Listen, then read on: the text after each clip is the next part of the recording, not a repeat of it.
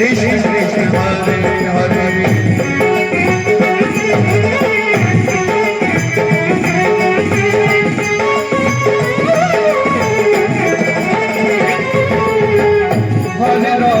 हरे राम राम राम हरे हरे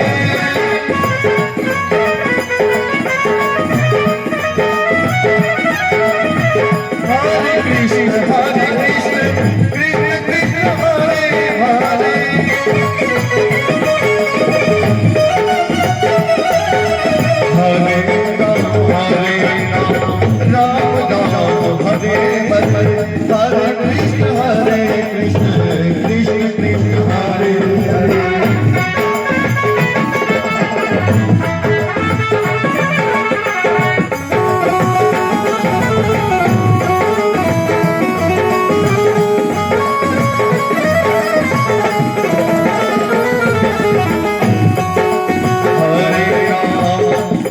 हरे राम राम राम हरे हरे हरे कृष्ण कृष्ण कृष्ण हरे हरे हरे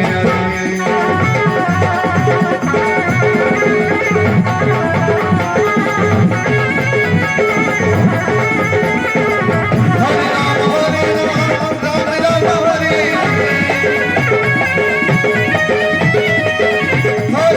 हरे कृष्ण कृष्ण कृष्ण हरे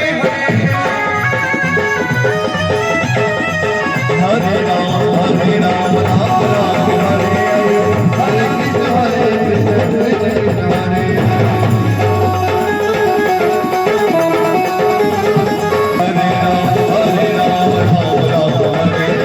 हरे।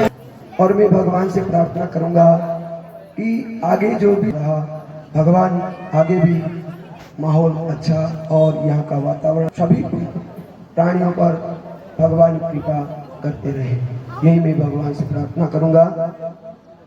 क्षमा बड़न को चाहिए कहा ना, तो मैं क्षमा प्रार्थी हूँ कि उन सज्जनों का जिन्होंने मुझे भोजन के लिए बुलाया है लेकिन मैं पहुंच नहीं पाया, जिन्होंने मुझे धन लीला का और अनेक अनेक प्रकार की लीलाओं का हमने वर्णन सुना। अब भगवान के लिए कह रहे हैं कि कल की कथा के प्रसंग के अनुसार भगवान सांदीपनी ऋषि में सांदीपनी आश्रम में अपने गुरुदेव से पढ़ने गए हैं। वहां पर उन्होंने बृहस्पति के द्वारा 64 दिन में 64 कलाओं की शिक्षा ग्रहण कर ली और आगे भी उन्होंने लीला वहां पर भी अपने गुरु दक्षिणा में अपने पुत्र को दे करके फिर वहां से विदा किया।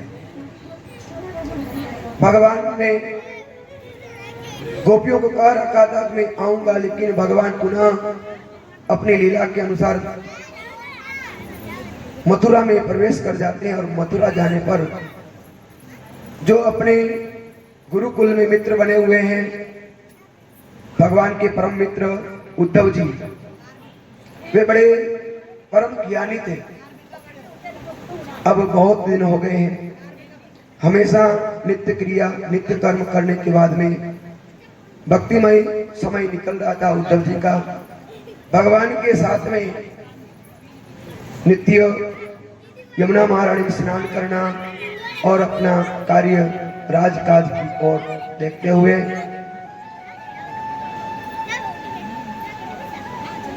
कार्य का संचालन कर रहे थे।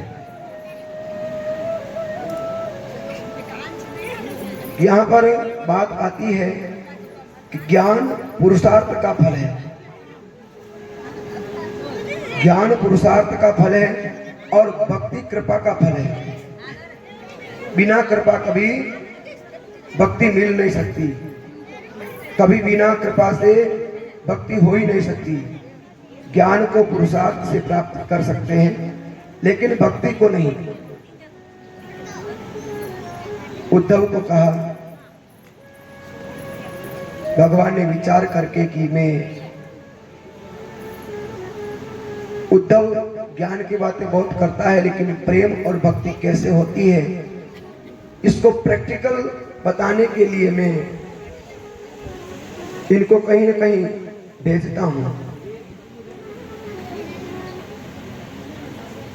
जिससे कि उद्धव जी को भक्ति का दर्शन हो।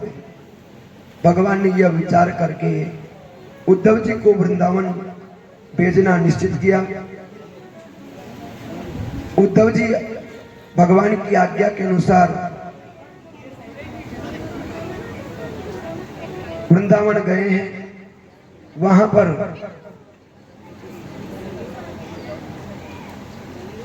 अपना इंतजार करते हुए भगवान नदी तट पर खड़े हैं। अब जो ही मथुरा से रवाना होकर के वृंदावन की ओर भगवान चले हैं,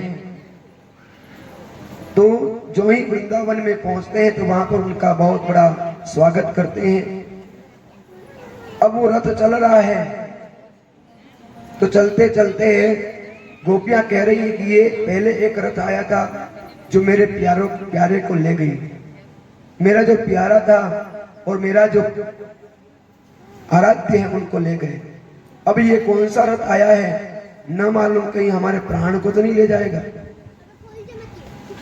इस प्रकार से गोप ग्वालियां गोपियां वहां पर बात कर रही थी। अब वहां पर नंद बाबा का घर पूछते हैं उद्धव जी। उद्धव जी नंद बाबा के घर पर पहुंचे हैं। वहां पर 80 वर्ष की अवस्था में माता यशोदा वृद्धावस्था को प्राप्त है। नंद बाबा ने जो ही स्वागत किया, सत्कार किया। अब संध्या का समय हो गया। जो ही यशोदा मैया ने कहा कि कौन आया है, क्या मेरा कन्हुआ आया है? उद्धव जी ने कहा कि मैया मैं कन्हुआ नहीं हूं, कन्हुआ का मित्र हूं और मैं मित्र हूं, उद्धव नाम मेरा है। तो उन्होंने कहा कि मेरा कन्हुआ नहीं आएगा, कब आएगा? तो उन्होंने कहा कि आएगा जरूर, लेकिन अभी मेरे को आपके लिए प्रणाम भेजा है। कन्हुआ रोज रोज कहता है, केवल प्रणाम भेजता है, केवल आने के लिए कहता है, लेकिन कन्हुआ कब आएगा? इस प्रकार से माता कन्हुआ को याद कर रही है। अब नंद बाबा और उद्धव जी ने अपना संध्या समय का भोजन लिया और उद्धव जी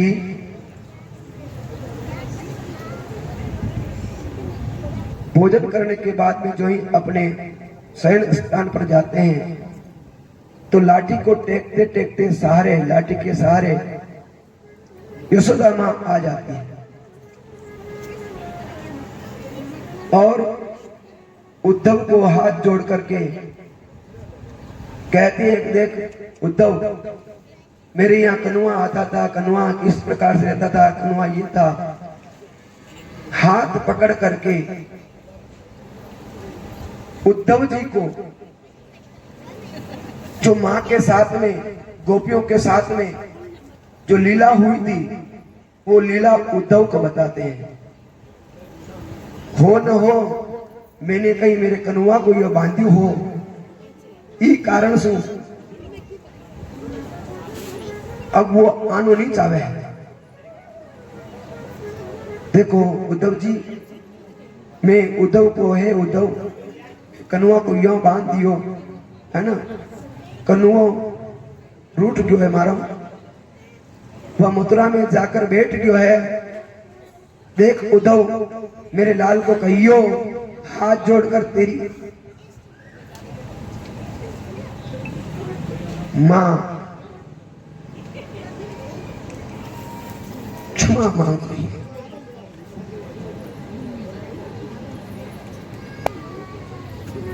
मां क्षमा मांग रही, कितनी बड़ी बात है।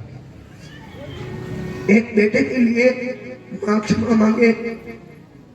उस समय बात करते करते पूरी रात बीत गई, नींद तक नहीं ली, एक पलक तक नहीं ली। हे उद्धव, कब आएगा? क्या मेरा पिंडदान करने आएगा वो? ऐसा कहकर को अब यशोदा माँ पुनः अपने प्रातः काल के कार्य में लग गई। उसी समय गोपियों को मालूम हुआ कि आज नंद बाबा के बाहर, घर के बाहर कोई रथ खड़ा है। गोपियां दौड़ती दौड़ती आई तो कहीं कन्हैया तो नहीं आया, कन्हैया मेरा कृष्ण तो नहीं आया। एक दूसरी गोपियों से पता चला कि कन्हैया नहीं, कन्हैया का दोस्त आया हुआ। अब गोपियां उद्धव जी को कहते हैं कि आप अकेले आए हैं क्या? मेरे कृष्ण को, क्या हमारे प्रिय, हमारे प्रीतम को आप नहीं लाए? ये कहते कहते थोड़ा समय हो गया। अब गोपियां भी अपने कार्य को गई। अब समय हो गया, नहाने का समय हो गया। गोपियां नदी के तट पर स्नान के लिए गई तो उस समय में उद्धव जी भी स्नान करने के लिए गए। एक घाट पर उद्धव जी खड़े हैं, दूसरे घाट पर गोपियां खड़ी है। एक दूसरे पर्दे के माध्यम से अर्थात बात कर रही है, लेकिन बात कैसे करें? वहां पर एक भंवरा आ गया, भ्रमर आया और भ्रमर को कह रही है, हे भ्रमर, तू भी काला और हमारा प्रीतम वो भी काला, और उस काले ने हमारे साथ धोखा किया है और हमारे को छुड़ा कर से हमारे से यहाँ से छूट करके वो मथुरा चला गया है। हे भ्रमर, तेने जो ये संदेश भेजा है ये हमारे गले नहीं उतरता है। जा मेरे कन्हैया को, मेरे कृष्ण को, लाला को कहना कि गोपियां तेरे को याद कर रही है। उसी समय उद्धव को इंगित करते करते भ्रमर से कह रही है, गोपियों का और उद्धव का संवाद बहुत बहुत अच्छा है। अगर उनको सुने ना तो सुनते सुनते हम कहाँ चले जाए, हमारे विचार कहाँ चले जाए पता ही नहीं चलता है। लेकिन समय की मर्यादा के कारण मैं थोड़ा सा संक्षिप्त करते हुए चल रहा हूँ। उद्धव ने गोपियों को कहा, जो ही ये बात गोपियां ने कृष्ण के लिए कहा तो गोपियों ने उद्धव को कहा, जिन कृष्ण का तुम वियोग समझ रही हो, उन प्यारे श्याम सुंदर का यदि कोई दर्शन करना हो तो गोपियों अपने नासिका का अग्रभाग में आप ध्यान करके देखो। ये कहते हुए ध्यान और ज्ञान की बात जब कर रहे हैं तो गोपियां कहती है कि हे उद्धव, ये ध्यान और ज्ञान की बात नहीं, या तो प्रेम की बात है उद्धव। ये तो प्रेम की बात है उद्धव।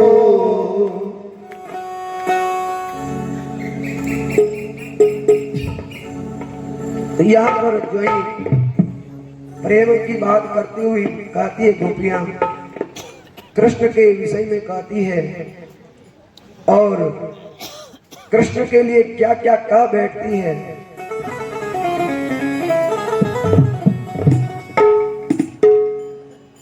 ये तो प्रेम की बात है दो बंद की तेरे बस की नहीं।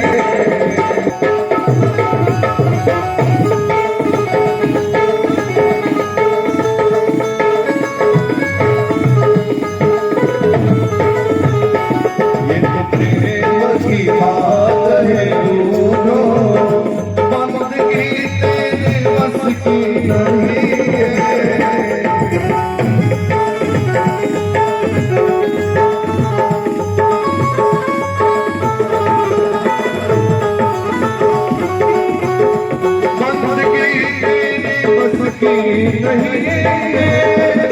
नहीं बंदगी तेरे बस की नहीं है।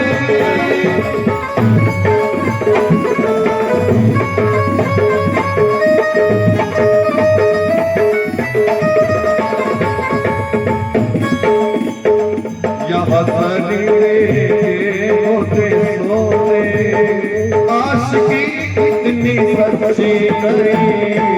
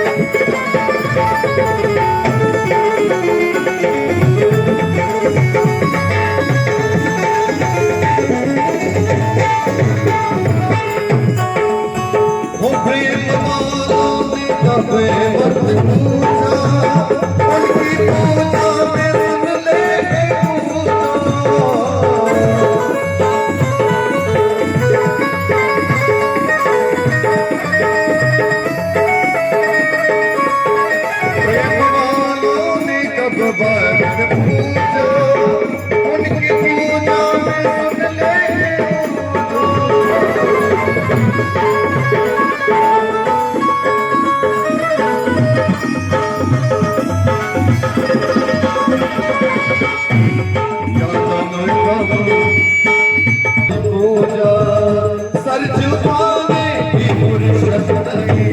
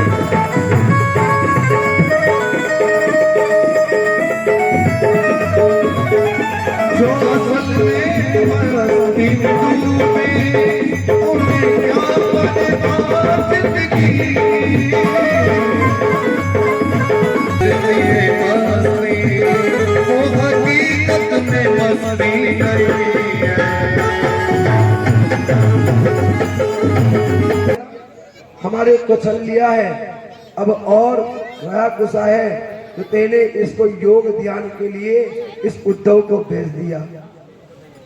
इस प्रकार से उद्धव जी को गोपियां समझा रही है। गोपियां कितनी पढ़ी हुई लिखी हुई है, कितने आश्रम में गई आप समझ लो। एक ज्ञानवान के सामने भक्ति है ना भारी पड़ रही। श्याम सुखदाई वो सो बुलाई शोभा, श्याम ही ये श्याम बिना ही पिए, आगरे आगरे की राकड़ी, आगरा नाम श्याम है। इस प्रकार से गोपियां कह रही है। अब कन्हैया की बात कहते कहते आज उद्धव जी ने जब गोपियों को सत्संग का काम किया, गोपियों का सत्संग किया, तो उद्धव के ज्ञान की गठरी यमुना में बम, ज्ञान की गठरी यमुना में बम गिर गई। ज्ञान कोई काम का नहीं रहा, वहां तो केवल भक्ति काम की रही। अब उद्धव जी 2-4 दिन के लिए मथुरा से गोकुल आए थे। उद्धव जी के 6 महीने ब्रज में निकल गए, उनको पता ही नहीं चला। ब्रज में उद्धव जी भक्ति रंग में रंग गए। अपनी मेवाड़ी भाषा में एक बात कहने, काया बड़े दौड़े लूढ़ लकड़ तो ज्ञान की गंगा बहाने गए थे, लेकिन भक्ति का सागर ऊपर आ गया। आज्ञा दो, अब मैं मथुरा जाऊं। उद्धव जी सबकी ओर से भगवान के लिए भेंट लेकर उद्धव जी महाराज मथुरा गए। उद्धव जी ने मथुरा में प्रवेश पाया है। मथुरा में जाकर श्री कृष्ण से कहा, कन्हैया आप बहुत निष्ठुर हैं, आप बहुत निष्ठुर हो, आप बड़े कठोर हो, और आपको ब्रज में ब्रजवासियों और ब्रजवासी कितना याद करते हैं, कितना प्रेम करते हैं। तुम्हें ये सब छोड़कर ब्रज में ही रहना चाहिए, यह तेरा काम नहीं है। आपका सब कुछ ब्रज है। भगवान ने कहा, उद्धव जी आप क्या जानते हैं कि मैं ब्रज को भूल गया हूं? क्या अब आप ब्रजवासी मेरे को याद नहीं है? ब्रजवासी वल्लभ सभा मेरे जीवन का इन्हों न होना कबो न किशोरी आनंद बाब की आन, क्योंकि मेरे को वो बार बार याद आती ही रहती है, लेकिन करूं क्या? मैं नंद बाबा की सौगंध खाकर कहता हूं कि मैं कभी भी ब्रजवासियों को नहीं भूल सकता। वो मेरे जीव है, वो मेरे प्राण है। ऐसा कहकर भगवान ने उद्धव को ब्रजवासियों का संदेश लिया। अब आ गया है अक्रूर जी को भेजकर भगवान ने पांडवों की खबर हस्तिनापुर में मंगवाई है। हस्तिनापुर से अक्रूर जी महाराज को भेजा और वहां से संदेश प्राप्त करने के लिए क्या स्थिति चल रही है सारी जानकारी प्राप्त की है। कंस की दो रानियां थी, इधर अस्थि और प्राप्ति। ये दोनों रोती हुई अपने पिता जरासंध के पास मथुरा गई और मथुरा से फिर मगध गई। और जरासंध ने सुना तो जरासंध ने मथुरा पर 23 बार आक्रमण किया। अक्षुणी सेना से जरासंध से मथुरा में आक्रमण हुआ। भगवान कृष्ण आकाश मार्ग से रथ मंगवाया। एक रथ पर बलराम जी बैठे, दूसरे पर भगवान स्वयं कृष्ण आरूढ़ हुए, विराजमान हुए।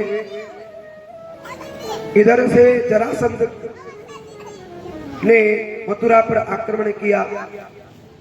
दोनों ही महायोद्धा जरासंध की सेना के ऊपर टूट पड़े और जरासंध को हरा दिया।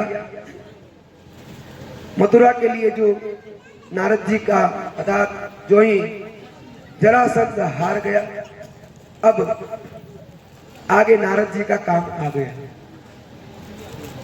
जो ही नारद जी का नाम आता है और मन में एक नई उमंग जग जाती है कि अब न मालूम आगे क्या होगा। नारद जी ने जो है मथुरा के लिए, नारद जी काली वन के पास गए और पूर्व जन्म का ज्ञान करवाकर काली वन को प्रेरित किया। काली वन 3 करोड़ की मलेच्छ शाखा को लेकर आए और मथुरा पर आक्रमण किया। लेकिन भगवान ने काली वन को लुपके छुपके एक गुफा में ले गए जहां राजा मुचुकुंद सोए हुए थे। काली वन में भगवान ने संहार किया और संहार करके प्रभु ने राजा मुचुकुंद को दर्शन दिया। दर्शन देने के लिए भगवान ने कितना अच्छा बहाना बनाया, वहां तक पहुंचे और मुचुकुंद को भी दर्शन दिया। अब काली वन की सेना का भगवान ने मान भंग करके भगवान उस परवर्षण पर्वत से अपने द्वीप द्वारिका में कूद गए। द्वारिका में जब कूद गए तो वहां पर से बलराम जी के द्वारा यह दिव्य निर्माण किया था। वहां पर बलराम जी से विमर्श करके प्रभु ने इस नगरी का निर्माण करवाया।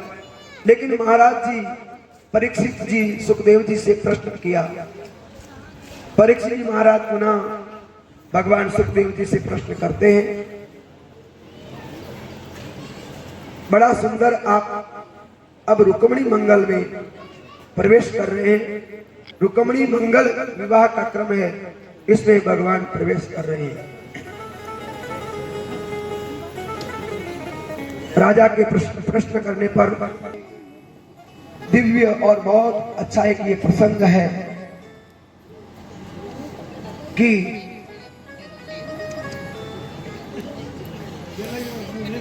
रुक्मिणी रुक्मी रुक्मरथ और रुक्माली रुक्म केशव और इनके बेटी थी रुक्मिणी। जब ये 5 वर्ष की उम्र की थी उस समय अपने पिता के साथ में माता के साथ में सत्संग में जाया करती थी। वहां पर जैसा आपने 2 दिन से बाल कृष्ण की लीला सुन रहे हैं, उसी प्रकार से उसने कथा प्रसंग में भगवान का प्रसंग सुन रखा था।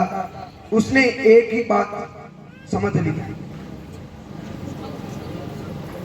मेरो तो गिरधर गोपाल दूसरो ना कोई, जाके सिर मोर मुकुट मेरो पति सोई, मेरो तो गिरधर गोपाल दूसरो न कोई। ये उस कथा प्रसंग से उसने ये बस मान लिया। अब रुक्मिणी जी शादी लायक हो गए,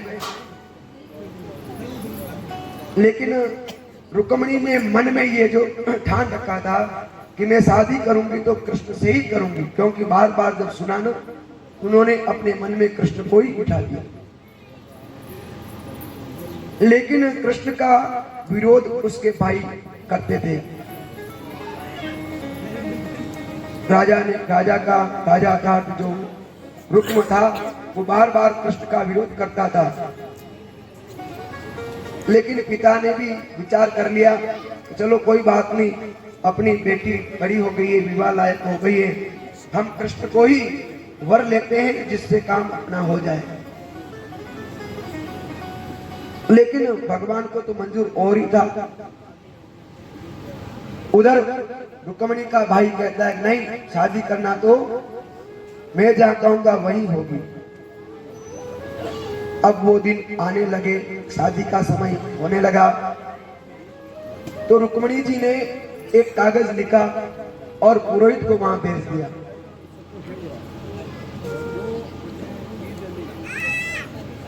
कि यह पत्रिका द्वारकाधीश नरेश श्री कृष्ण तक पहुंचे, और पुरोहित जी को कहा कि हे पुरोहित जी, मैं ये कागज जो आपको ये पत्र जो दे रही हूं, मेरा संदेश भगवान कृष्ण तक पहुंचा दीजिए।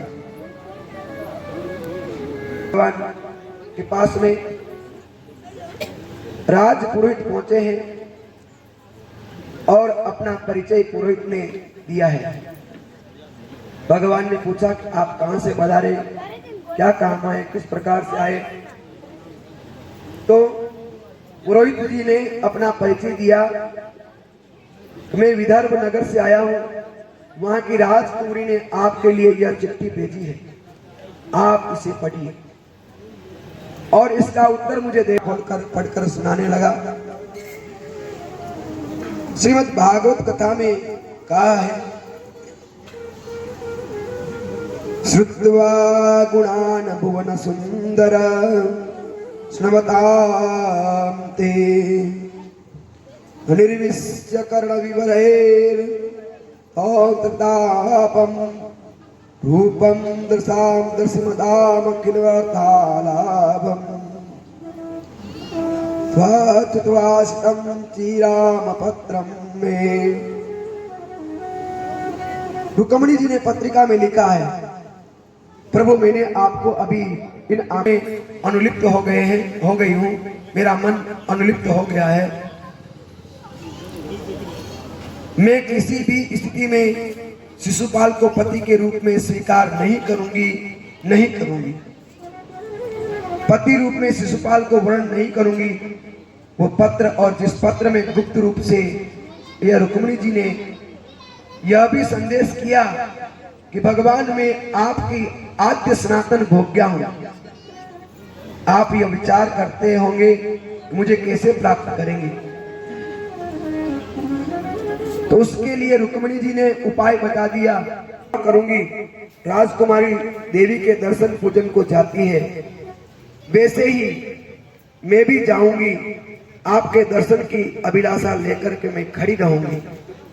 ये भगवान को गुप्त सूचना दे दी। इतने में अपने भाई को पता चल गया कि कहीं ना कहीं कोई न कोई गड़बड़ जरूर हो गई है। उसने अपने नगर के चारों ओर सेना लगा दी और पहरेदार लगा दिए। अब देवी की पूजा करके वहां से रुक्मिणी मंदिर से नीचे उतर रही है। उस समय में रुक्मिणी जी ने अपना घूंघट उठाया और घूंघट उठाने पर दिव्य दृष्टि जब पड़ी तो वहां की सेना, वहां के द्वारपाल जो भी थे, अक्षुणी सेना लगाई थी उन्होंने, हाथी रथ घोड़े वाली सारी सेना लगा दी, लेकिन वो सेना सब सो गई। रुक्मिणी जी इंतजार कर रहे हैं, प्रतीक्षारत है। रुक्मिणी जी का सारा ध्यान केवल सिंह द्वार की ओर है कि कब कन्हैया आवे और मेरे को वरण करके जाए। इतने में से ब्राह्मण सामने से आ ही रहे थे और वो सारी बात बता दी कि आप चिंता न करें, जो आपने कहा है वो सारा काम आपका हो जाएगा, मेरा काम मैंने पूर्ण कर दिया है। हे प्राणनाथ, द्वारिकाधीश भगवान विदर्भ देश के अब आ ही चुके हैं, पधार चुके हैं। रुक्मिणी जी ने प्रणाम किया, ब्राह्मण वहां से चले गए। इधर जरासंध आदि राजा बारात में आए हुए थे, उनकी भी सेना वहां थी। श्याम सुंदर प्यारे के श्री चरणों में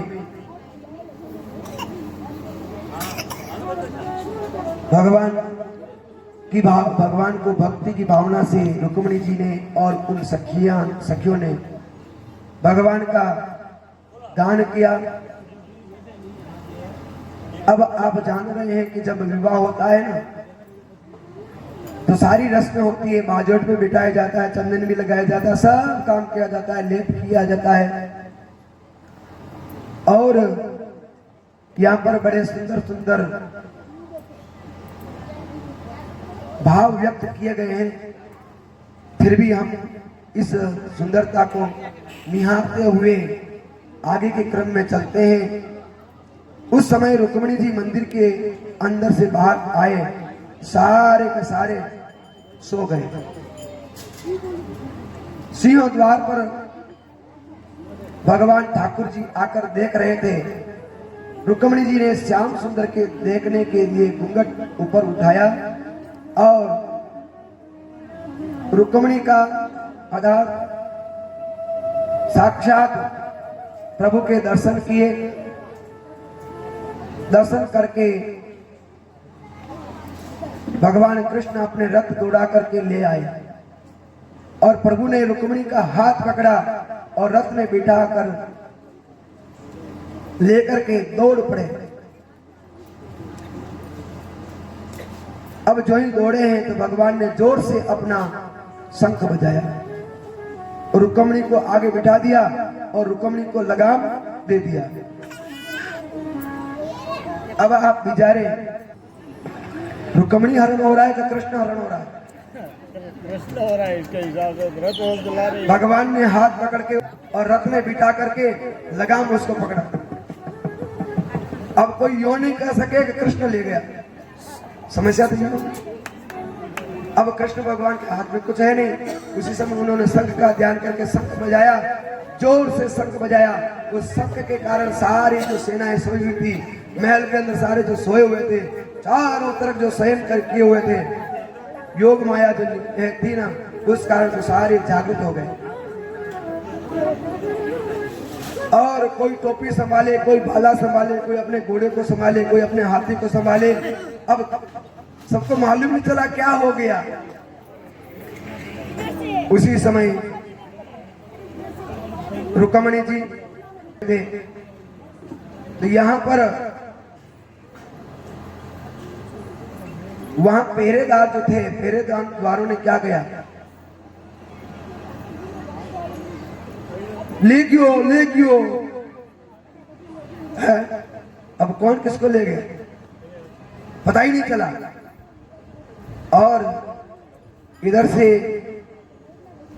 रुक्मणी जी के साथ भगवान पाणी ग्रहण संस्कार करके शिशुपाल के मुंह आया पर शिशुपाल को हराया। अर्थात एक तरह से शिशुपाल की जो शादी करना रह गया और दूल्हा बना हुआ रह गया। यहां पर कह रहे हैं शिशुपाल, रुक्मणी जी ने पत्र लिखा भगवान को, उसमें संकेत किया कि आप मेरे नारायण हैं और आपकी लक्ष्मी हो, आप मेरे पति हैं। लेकिन शिशुपाल साक्षात लक्ष्मी स्वरूपा रुक्मणी जी को वरण करना चाहता था। जो शिशुपाल के माने आज वर्तमान में समझे अभी बालक है, क्या कभी कोई पुत्र मां का वर्ण करेगा? शास्त्रों में रुक्मणी जी को साक्षात लक्ष्मी बताया। अब आप बताओ तो लक्ष्मी को कौन वरण करेगा? लक्ष्मी से शादी कौन करेगा? नारायण तो करेगा, तो यहाँ बालक थोड़ी करेंगे। इसलिए जो सोच रहे हैं कि शिशुपाल शादी करेगा, तो कहते हैं कि अच्छी तरह से मुंह धो के रखना है ना। हाँ, तो हम यहाँ सोचते हैं कि बेटी पराया धन होता है। यहाँ पर रुक्मणी हरण का प्रसंग पूर्ण होता है और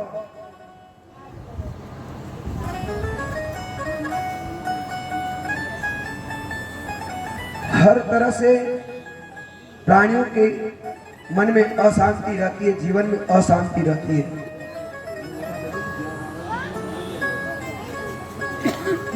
तो लक्ष्मी का हम वर्ण नहीं कर सकते, केवल नारायण वर्ण करता है। तो हमारे जीवन में जड़ता आती है, मूढ़ता आती है, अशांति हो जाती है, हमारे जीवन अशांत हो जाता है। जब वह कितना भी ध्यानवान क्यों न हो, कितना भी लक्ष्मीवान क्यों न हो,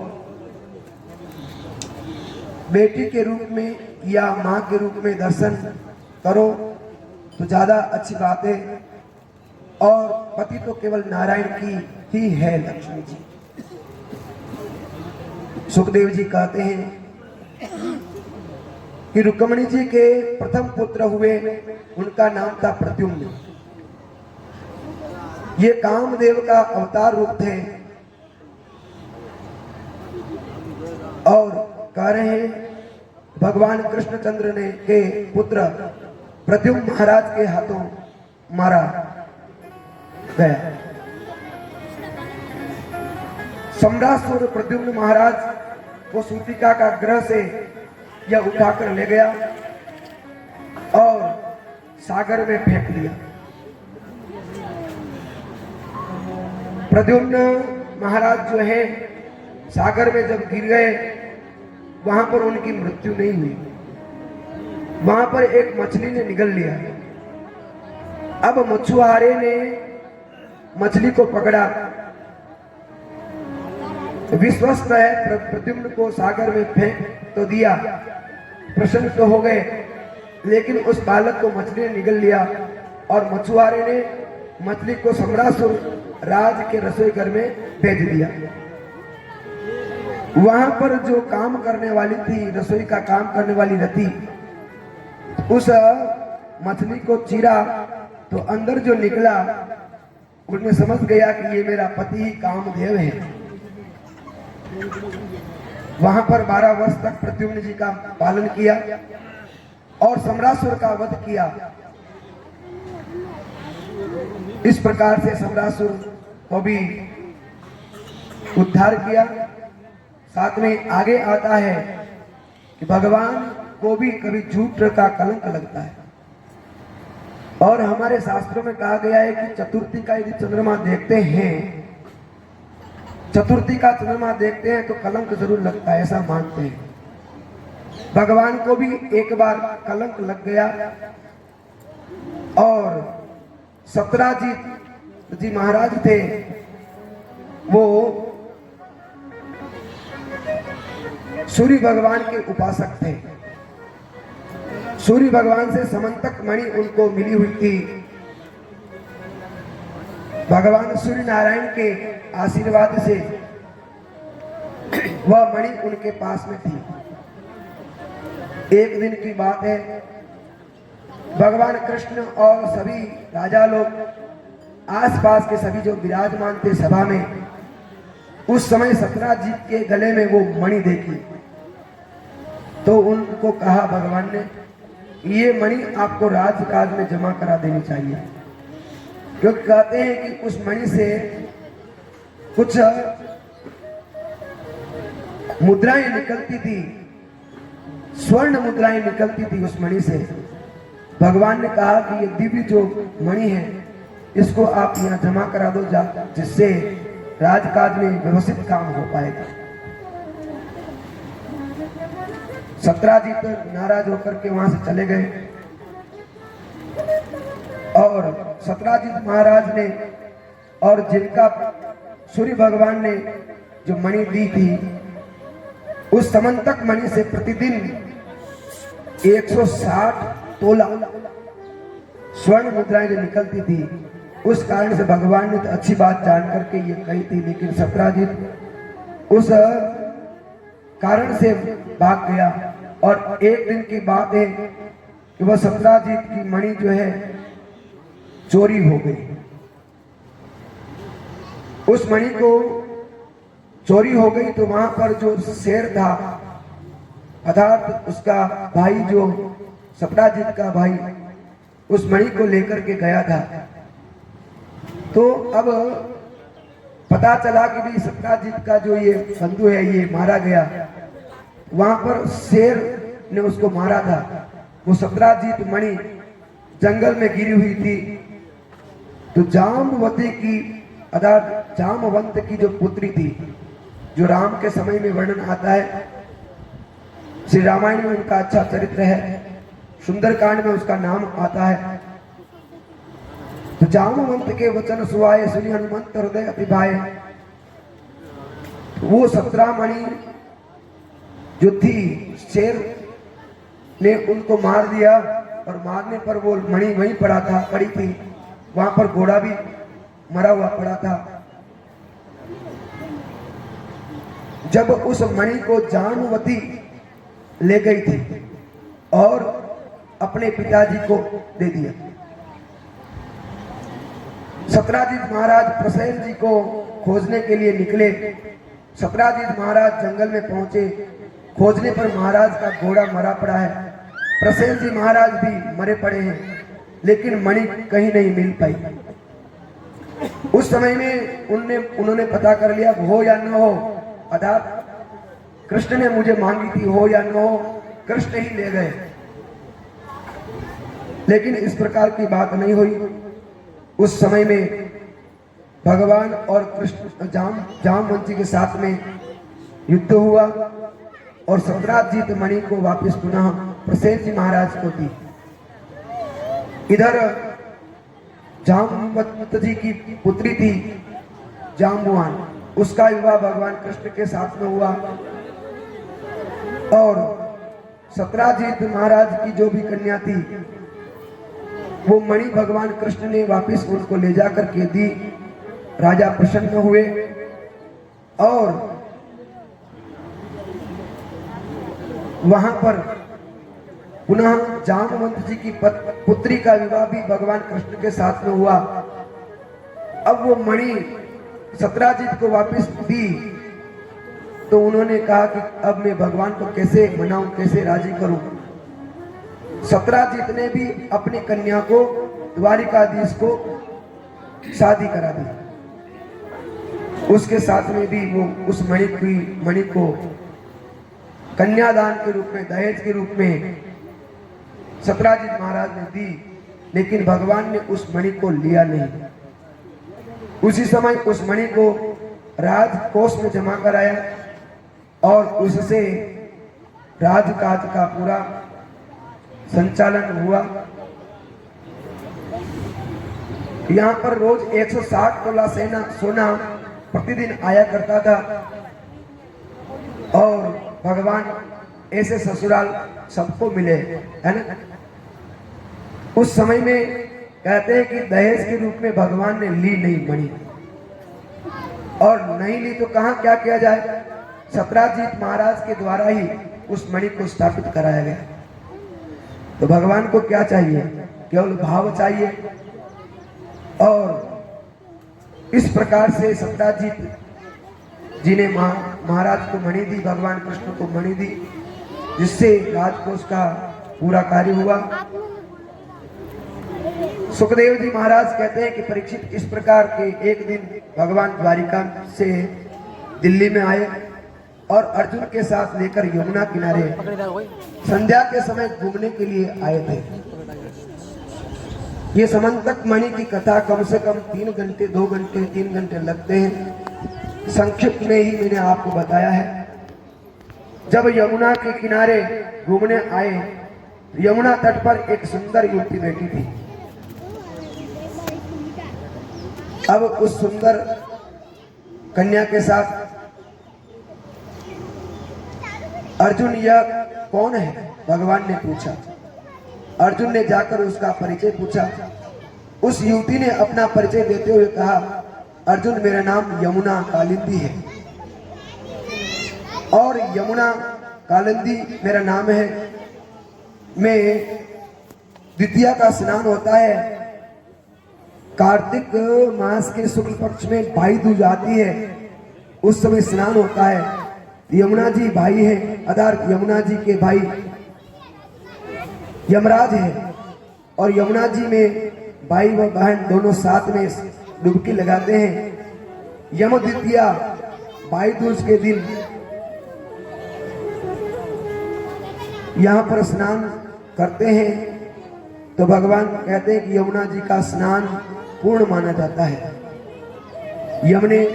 यमुना जी से यह संकल्प लिया था कि आज के दिन जो भी कोई भाई बहन डुबकी लगाएंगे तो उनको मैं कभी कष्ट नहीं दूंगा और न ही उनको यमराज का मुंह देखना पड़ेगा, न ही यमराज की नगरी में जाना पड़ेगा। आज तक हम सोचते समझते आए हैं कि केवल भाई बीज होती है, भाई बीज किस तरह से मनाते हैं, लेकिन यहाँ पर यमुना जी का महत्व बताते हुए भाई दूज का भी महत्व बताया है। अब यमुना जी का वर्णन आया है बहुत अच्छा। तो इस यमुना महारानी के लिए हमारे यहाँ पर आजकल लोग गीत में गाते हैं और भजन में गाते हैं। गाते हैं कैसे? ओ मीठे रस से भरियोड़ी राधा रानी लागे। तो यहाँ पर यमुना जी के लिए कहते हैं खारो खारो कहते हैं। यमुना जी का पानी खारा नहीं है, वो तो काला काला है। यहाँ पर हमें कहना चाहिए, है ना, कालो, है ना। अपने को ये यमुना जी का वर्णन गीत जो गाते हैं, भजन गाते हैं, तो यहाँ पर कारो कारो न बोल करके, यहाँ पर खारो खारो न बोल करके कारो कारो बोलना चाहिए। क्योंकि वृंदावन की भाषा में, गोकुल की भाषा में काले को कारा कहते हैं। जैसे बिहार में र को ड़ बोलते हैं ना, इसी प्रकार यहाँ पर कारो कारो बोलना अपने को। तो इस भजन को कैसे गाते हैं? ओ मीठी रस से भरियोड़ी राधा रानी लागे, महारानी लागे रे माने करो करो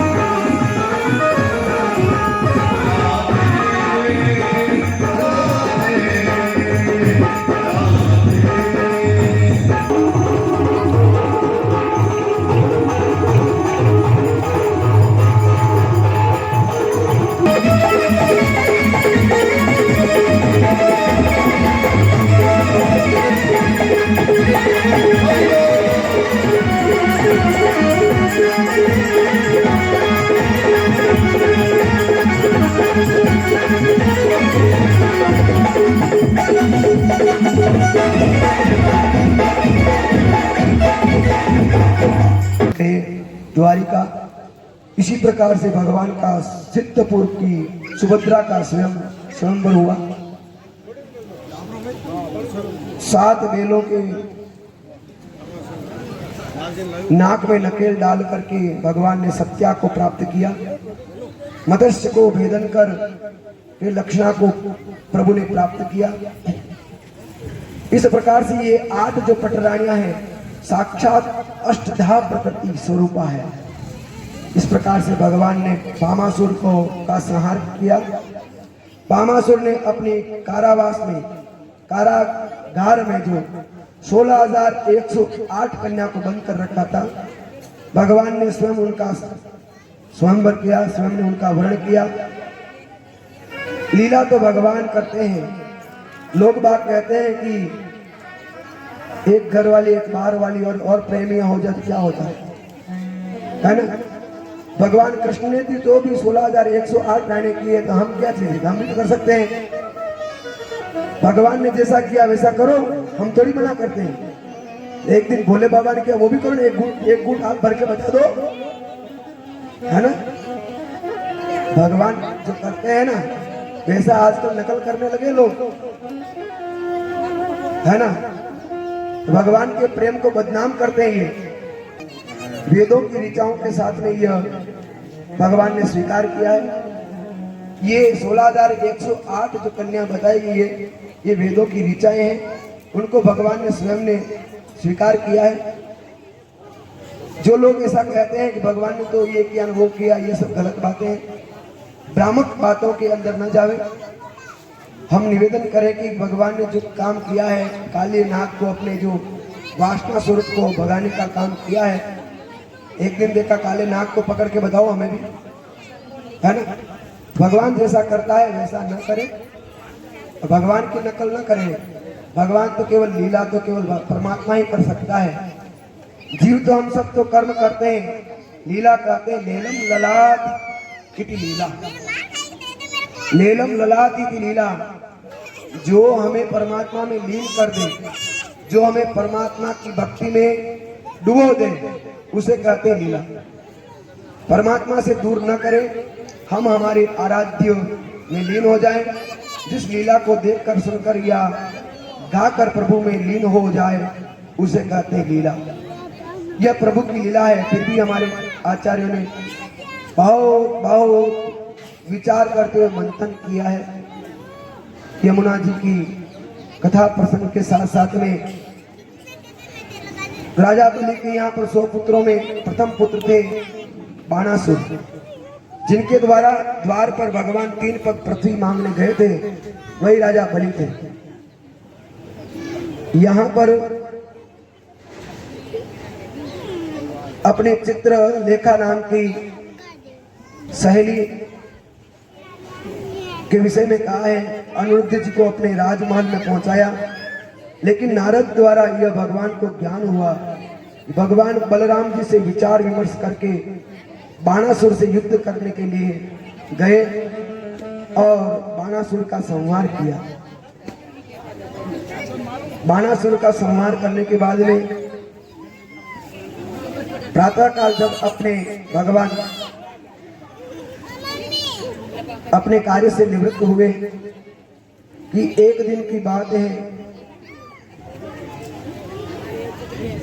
कि भगवान ने एक तिनका उठाया। कहते हैं कि जरासंध के यहाँ पर बलराम जी और भगवान कृष्ण ने युद्ध किया। उस समय जरासंध के विषय में एक बात आती महाभारत के अंदर। महाभारत के अंदर बात आती है कि जरासंध और भीम का युद्ध हो रहा था। उस समय भीम जरासंध को बार बार मार रहा था, लेकिन वह मर नहीं रहा था। तो भगवान ने लीला करते हुए एक तिनके को चीरा और भीम को बताया कि इसको ऐसे चीर दो, और भगवान ने उस चीर करके उस तिनके को एक दूसरी तरफ फेंक दिया। भीम ने जरासंध का प्राणांत कर दिया और दोनों भाग चीर करके एक तरफ इधर अर्थात विपरीत स्थिति में उनको फेंक दिया। जरासंध को मृत्यु के घाट उतारा। अब परीक्षित जी ने सुखदेव जी महाराज के श्री चरणों में प्रणाम करके प्रश्न किया, गुरुदेव आप बहुत सुंदर कथा कर रहे हैं, लेकिन द्वारिका में भी भक्तों के ऊपर भी कोई कृपा हुई है क्या? या तो आप प्रभु की कथा सुना रहे हो, मैं किसी भक्त की कथा सुनना चाहता हूँ। निवेदन करूंगा थोड़ी शांति रखें और रसोई घर से भोग मंगवा दें। परीक्षित जी ने सुखदेव जी महाराज से पूछा कि आप मुझे कोई भक्त की कहानी सुनाए, कुछ कथा सुनाए। हे राजन, मैं आपको परम भक्त की कथा सुनाता हूं। यह भागवत का मार्मिक प्रसंग है, बड़ा दिव्य प्रसंग है। यह सुदामा जी का प्रसंग। सुदामा जी जितेंद्री थे, भगवान के परम सखा थे, परम मित्र थे और सदा के लिए प्रसन्न चित्त रहने वाले थे। अब यदि मान लो सुदामा जी का घर का वर्णन अपने सखा के विषय में बड़ा प्रेम रखा।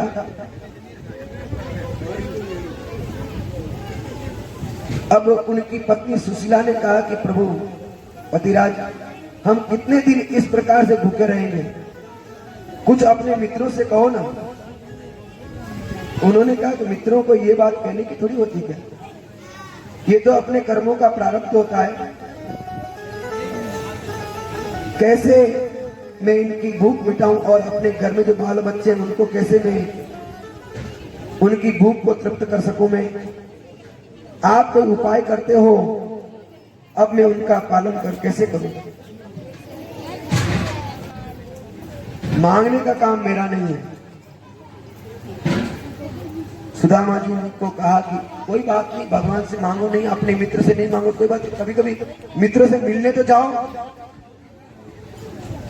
लेकिन मित्र से मिलने जावे तो हमारे यहाँ पर एक रिवाज होता है, जिससे मिलने जाए तो कुछ भेंट स्वरूप देना चाहिए। तो वो कह रहे हैं कि प्रिय, मैं उनसे मिलने जाऊं तो जाऊं कैसे, मेरे पास में तो कुछ भेंट करने के लिए कुछ है ही नहीं। राजा परीक्षित जी ने सुखदेव जी महाराज के श्री चरणों में प्रणाम करके प्रश्न किया, गुरुदेव आप बहुत सुंदर बातें बता रहे हो। सुदामा जी को प्रेरित किया सुशीला ने। अब सुदामा जी जो है मित्र के लिए ले जाए तो ले जाए क्या? उन्होंने ढूंढा, कहीं से फटा चित्रा और आस पास से घरों से कुछ मांग करके चावल लाई और पोटली बना दी। अब कहा कि प्रभु आप एक काम करें कि आप जब अपने मित्र के पास जाएं तो ये पोटली उनको दे देना। कन्या को भेंट करने के लिए सुशीला ने ये उपाय कर दिया। सुदामा जी अब अपनी नगरी से रवाना होते हैं। रवाना होते हैं तो चलते चलते चलते रात बीत गई। अब चलते चलते दिन पूरा हो गया। सुदामा जी थकान में चूर हो गए। एक जगह पेड़ की छाया देख करके उन्होंने देखा कि मैं चलो थोड़ा विश्राम कर लेता हूं। उधर भगवान को मालूम चल गया कि आज मेरा सखा आ रहा है, चलो उसको कुछ मदद तो कर दें, क्योंकि भगवान को मालूम है, गट गट उनको ध्यान है, गट गट के वासी वो। सुदामा जी जो ही वहां विश्राम करने लगे तो मेरे कन्हैया मुझे दर्शन देंगे, इस प्रकार की बात सोच करके वो सोए हुए थे। जो ही सोए हुए थे उस समय भगवान की योग माया ने सुदामा जी को जहां सोए हुए थे वहां से ले जा करके द्वारिका नगरी के बाहर, गांव के बाहर एक पेड़ के नीचे स्वच्छ साफ जगह में उनको सुला दिया। सुदामा जी की नींद खुली नहीं। धीरे धीरे सूर्योदय हुआ। जो सूर्योदय हुआ तो सुदामा जी की नींद अब खुलने लगी। आंखें खोली तो आसपास में लोग चहल पहल कर रहे हैं। कोई गाय ले जा रहा है, कोई बैल ले जा रहा है, कोई खेत में जा रहा है, कोई कहीं कार्य के लिए जा रहा है। योग माया ने जो कार्य किया सुदामा को मालूम ही नहीं चला। उस समय में सुदामा जी अपने स्थान से खड़े हुए और आसपास में देखा, वो सोया तो जंगल में था और यहाँ इस प्रकार के महल के पास कैसे आ गया। चलो कोई बात नहीं, हो सकता है मैं कहीं भूल गया हूँ, रात की थकान थी, ध्यान नहीं रहा, अंधेरा होगा, ये सोच करके सुदामा जी उस नगरी के विषय में पूछते कि ये कौन सा स्थान है, ये कौन सा नगर है। और जब पता चला कि ये द्वारिका नगरी है तो पूछा कि यहाँ पर कन्हैया का मकान है क्या, कन्हुआ का मकान है क्या। अब कोई इधर बतावे, कोई इधर बतावे, कोई उधर बतावे, क्यों कन्हुआ नाम से कोई जानता ही नहीं है। कन्हैया नाम से मैं आपको सुबह से लेकर शाम हो गई, अभी आपको मैं देख रहा हूँ, तो सुबह से लेकर दोपहर का टाइम हो गया है, आप इतनी समय से बार बार घूम रहे हो, आपको कहां जाना है, आपको कहां जाना है ये बताओ। तो यादव जी ने कहा कि आपको कहां जाना है। तो जैसे ही ये कहा तो सुदामा को मिल गया काम अपना। ये कहा कि मुझे कन्हैया के यहाँ जाना है, मेरे मित्र के यहाँ जाना है। उन्होंने कहा कि हे ब्राह्मण थे, यहाँ पर कोई कन्हैया रहता ही नहीं है, यहाँ तो कृष्ण रहते हैं। और कृष्ण का महल जो है सीधा आप यूं जाकर जाओगे तो महल आपको मिल जाएगा। उन्होंने कहा मैं यही तो कह रहा हूं मेरा कन्हैया। तो उन्होंने कहा आप कन्हैया कहोगे तो कोई नहीं आपको पूछेगा, आपको कोई आपको बताएगा नहीं।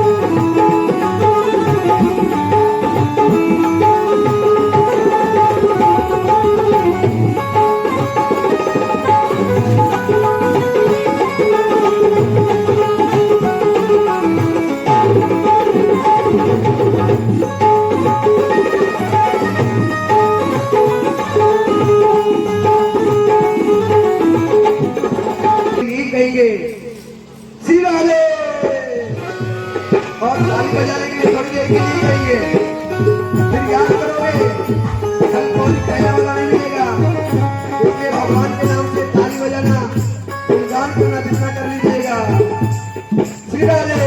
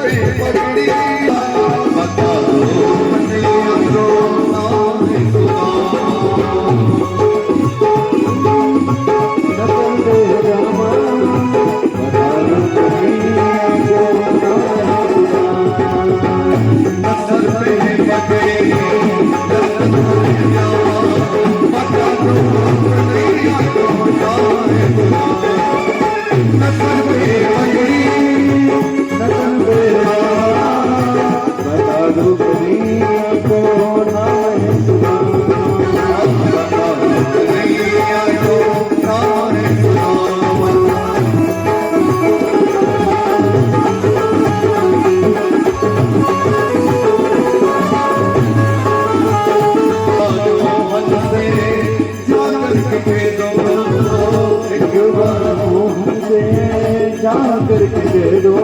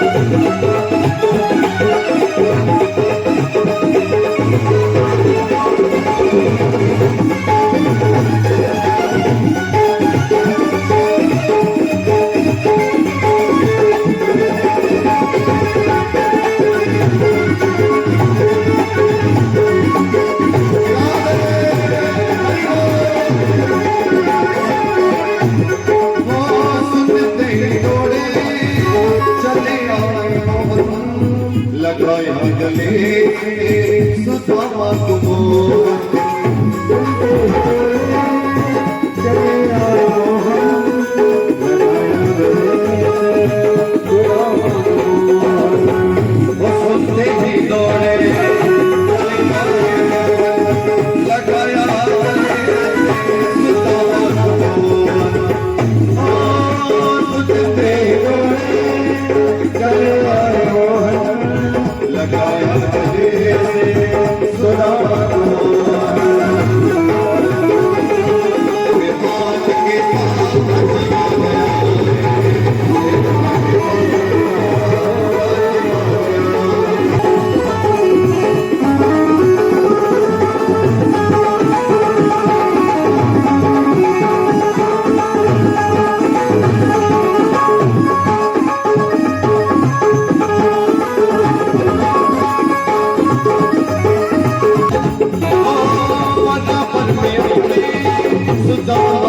बिठाए चरण आंसुओं से श्याम ने बुलाए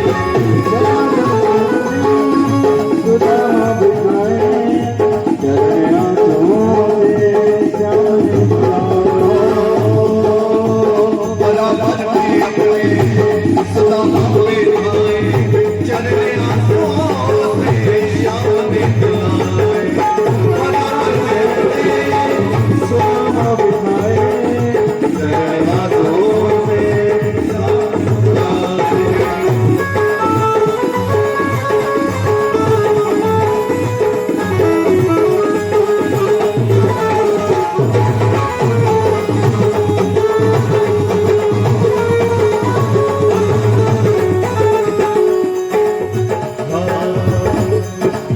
न घबराओ से किरण देकर के अंधकार को भगाते हैं, उसी प्रकार से कृष्ण कन्हैया दौड़ रहा है और दौड़ लगाता लगाता सुदामा के पास में आ गए। जो ही सुदामा जी को देख करके दोनों मिलकर गले लगे और प्रेम भाव से अश्रु बहने लगे।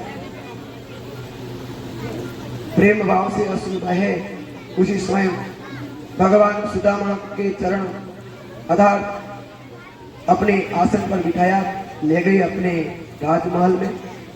ऊंचा स्थान जहां पर लगा हुआ कन्हैया का, उस स्थान पर सुदामा को बिठाया और विराजमान कर दिया।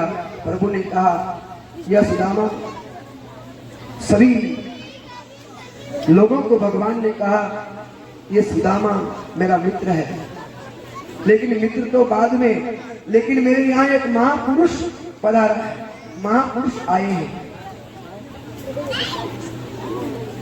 और कहते हैं कि जब कोई पुरुष, जब कोई महापुरुष या संत घर में या महाआत्मा घर में आए, क्योंकि संतों के, महापुरुषों के अंगों में कोई कोई शक्ति होती है, तो चरणों में भी शक्ति होती है।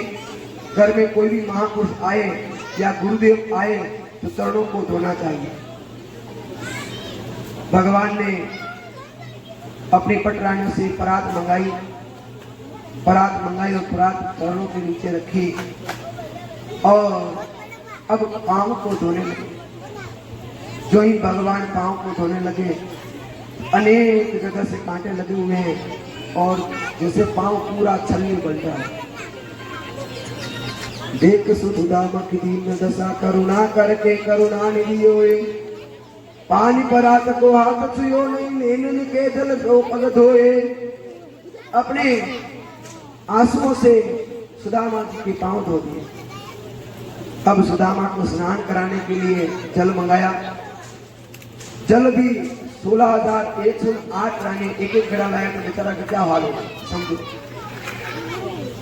आधा भी नहीं हुआ तो अब सुदामा जी कृष्ण को कह रहा कि कन्हैया आज तो मिट हाड़ फसली सब पूरी जमा हो जाएगी, पहले से ही रेड फसली हूं मैं। चलो फिर जैसा भी तैसा भगवान को स्नान, अगर भगवान सुदामा जी को स्नान कराया, अच्छा श्रृंगार किया और भगवान के तन मन से अर्थात भगवान ने सुदामा जी की सेवा तन मन से की। सेवा कार्य अवश्य करें, सेवा होती है तो दूसरों के लिए तन मन से सेवा करना चाहिए और त्याग होना चाहिए।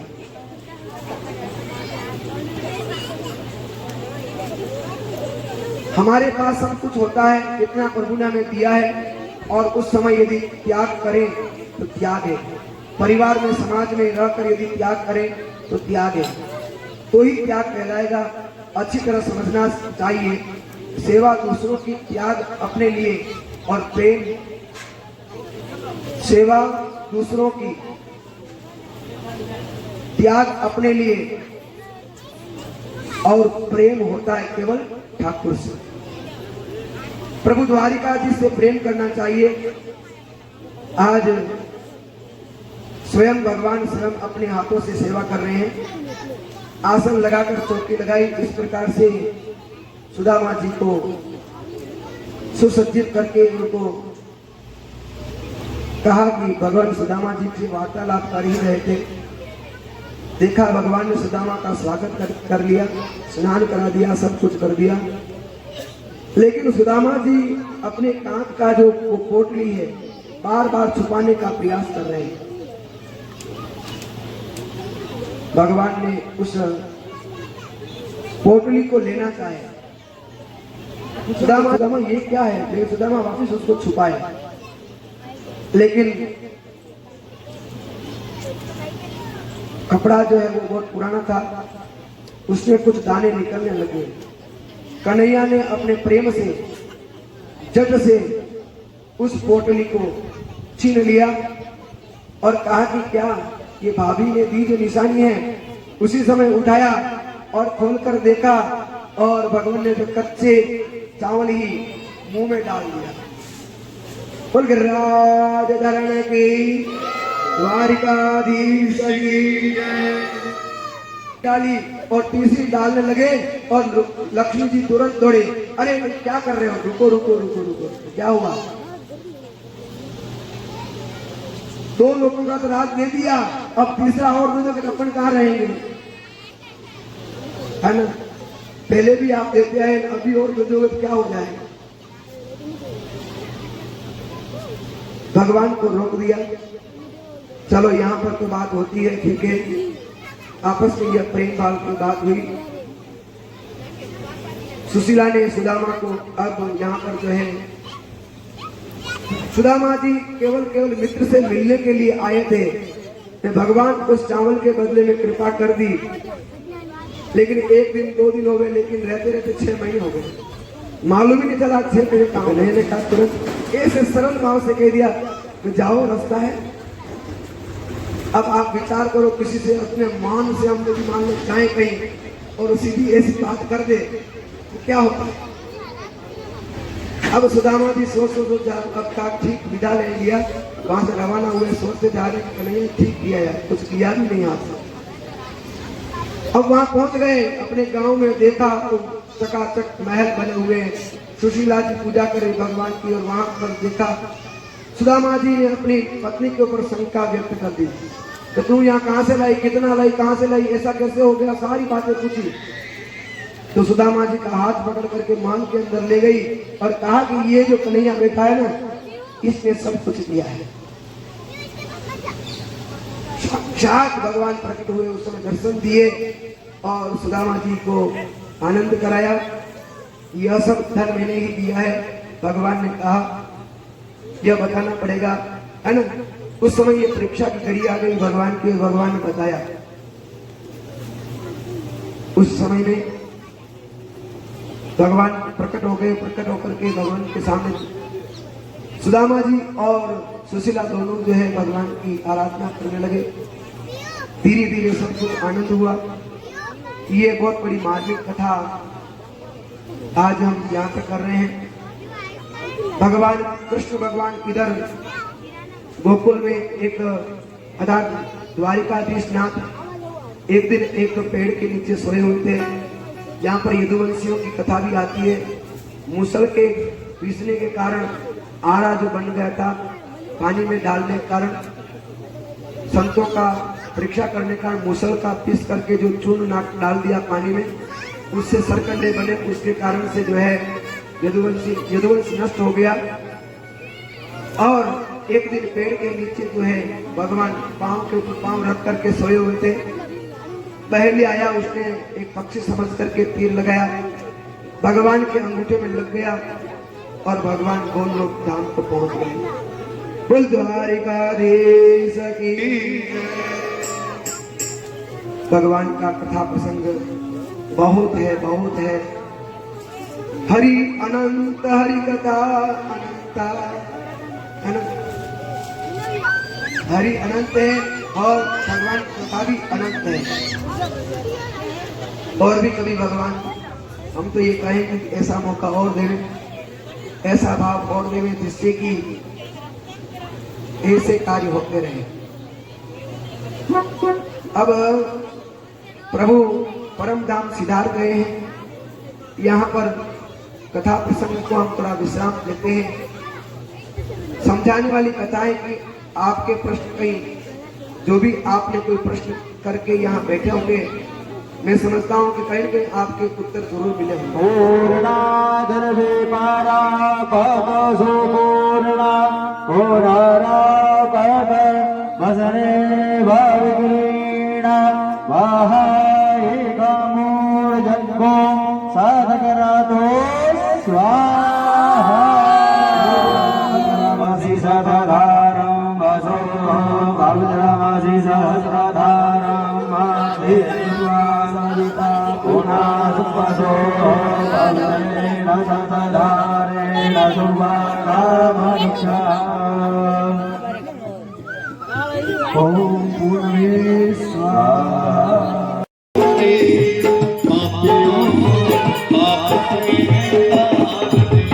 भागवत भगवान की है आरती पापियों को पाप से तारती